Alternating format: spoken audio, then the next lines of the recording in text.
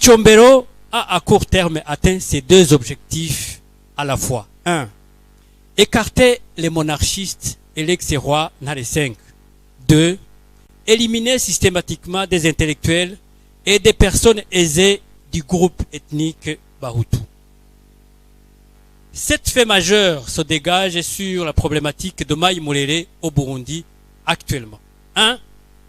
Le régime Michombero entretenait de très bonnes relations avec les résidus du mouvement Simba, dont les combattants se prénommaient Mai Murere, dirigé par Gaston Sumialo.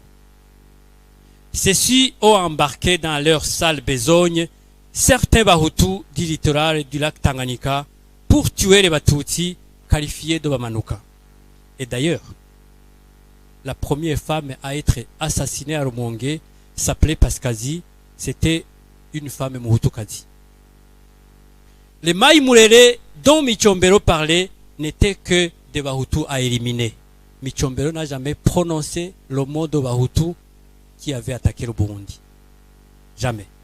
Il a parlé de Mai Murere.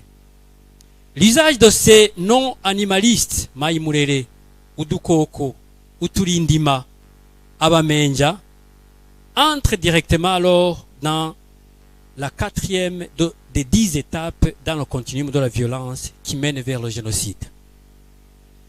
L'usage de ces mots qui tuent visait à tromper la vigilance des Barundi, de la communauté internationale et en particulier du groupe visé, les Bahutus.